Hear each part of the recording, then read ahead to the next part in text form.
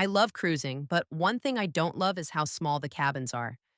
Especially if you're cruising with kids, it can get really crowded.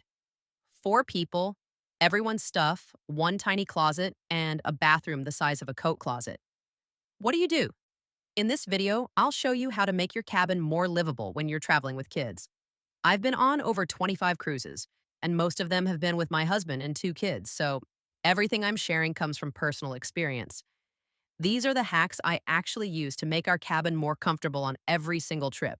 And trust me, once you start using these tips, you will never cruise without them again. Packing cubes. Let's start with packing cubes because this is the foundation of everything. You need to bring packing cubes. I cannot stress this enough. Assign one color per person, then within each person's set, organize by category. One cube for tops, one for bottoms, one for swimwear, one for pajamas, and a small cube for underwear and socks. When you get to your cabin, instead of living out of your suitcase, you just pull the cubes out and stack them in the drawers or on a shelf. It turns chaos into a system instantly. Get a full set for every family member. This single change will reduce stress more than almost anything else on this list.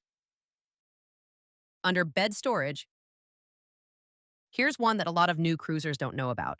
Under bed storage. There is a big open void under the cruise ship bed, and it is perfect for storing your luggage. Most cruise ship beds are raised high enough to slide a standard suitcase underneath.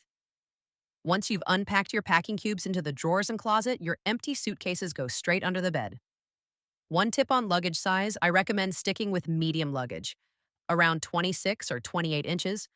I've made the mistake of bringing a large hard case suitcase, and it did not fit under the bed, which meant it sat on the floor, taking up precious cabin space the entire trip. Medium-sized luggage fits much more reliably, so save yourself that headache before you even leave home. Toiletry bag. Next, pack a hanging toiletry bag for each person. The bathroom counter on a cruise ship is tiny. When you're sharing with your whole family, you have essentially zero counter space. A hanging toiletry bag with a large hook at the top solves this completely. You hang it on the back of the bathroom door or on a towel bar, and suddenly you've created vertical storage where there was none. One bag per person means everyone's stuff stays separate and nothing gets mixed up. Cruise lanyards. Now let's talk cruise lanyards. And this one is especially important if you're traveling with kids. You need to bring one lanyard per person. On most cruise lines, you'll get a key card that you use for literally everything, such as getting on and off the ship, making purchases, getting into your cabin. Everyone needs to be responsible for their own card and not lose it. The easiest system with kids is to have them wear their lanyard so the card is always accessible. I recommend packing your lanyards in your carry-on so you have them the moment you board and don't have to wait for your checked luggage to arrive later. Then designate one hook inside the cabin as the lanyard hook. I suggest a hook right by the door where everyone hangs their lanyard the second they come back inside. This will save you from the daily meltdown of, "Where is my key card?"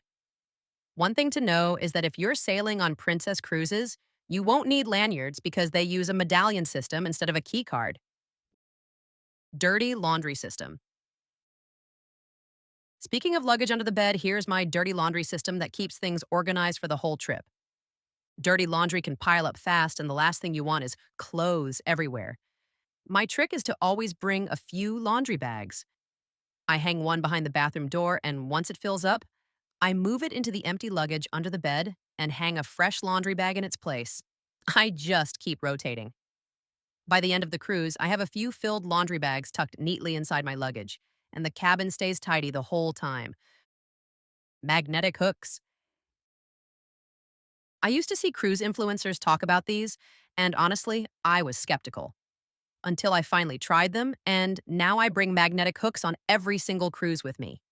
Cruise ship walls are metal, which means magnetic hooks stick to them perfectly and hold a surprising amount of weight. Bring a pack of strong magnetic hooks and use them all over the cabin. Hangbags, bathrobes, hats. On Caribbean cruises, I use them to hang goggles, bathing suits, and swim cover-ups to dry.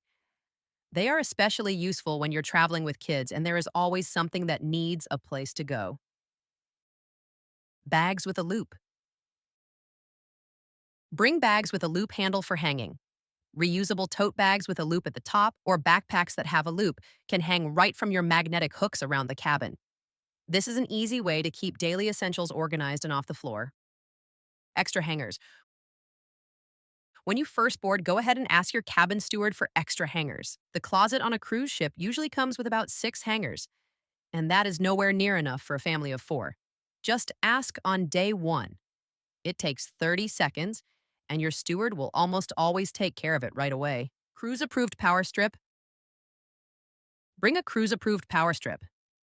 Cruise cabins typically have 2 or 3 outlets, and they're often in the most inconvenient spots. A cruise-approved power strip on the desk or nightstand means phones, tablets, and cameras can all charge at once. If you're going on a European cruise, bring a universal adapter as well. And please double-check with your specific cruise line about what is and isn't allowed, because if you bring something prohibited, it will be confiscated at the terminal. Kid backpack system. Now, here's a system I use specifically for kids, and it has been amazing in keeping the cabin organized. Have every kid bring their own backpack where they keep all of their personal belongings. The backpack becomes each kid's personal space for everything else: toys, tablets, colored pencils, books, AirPods, whatever they're into. Everything they own lives in that one bag. There's no losing things, no tearing the cabin apart looking for the stylus or the headphones, because they know exactly where their stuff is. And when you head out to a port or off to the pool, the backpack goes right under the bed, out of the way, and the cabin stays clear. Ideally, every child would get their own drawer, but honestly, there just aren't enough drawers to go around, and the drawers you do have need to be reserved for clothes. Organize closet. Use your closet strategically. Hang the things you'll wear regularly: dresses, dress shirts for formal nights, swimsuit cover-ups. Keep shoes in one dedicated spot on the floor. If your cabin has a safe, use it for passports and valuables so they're secure and out of the way. Balcony. If you have a balcony cabin, use it as a bonus living space. Treat the balcony like an extra room. Let older kids use it as a quiet reading nook. Use it as your own spot to sit and decompress away from the rest of the family. The more intentionally you use the balcony, the less crowded the cabin feels. Designate zones. Verbally assign every person a zone. This bathroom shelf is Emma's. This nightstand cubby is Jake's. Shoes go by the door. Dirty laundry goes in the bag behind the bathroom door. When everyone knows where their stuff lives, there is less arguing and less mess. Kids especially need clear zones. Otherwise, everything ends up on the floor by day 2. 5-minute tidy. Do a 5-minute tidy every single day. Spend 5 minutes putting things back on their hooks and pushing shoes under the desk. It takes almost no time, but this one habit will make your cabin feel less chaotic. Get your free cruise packing list. Whether you're a first-time cruiser or a seasoned traveler, this one-page checklist makes sure you never forget the essentials. Download my free cruise packing list printable. Link in the description below. Find out the worst months to go on a cruise and the best months to go by destination. Don't make the mistake of cruising in the wrong months. Watch the next video. I hope you found this video helpful. Please like and subscribe. Thanks for watching.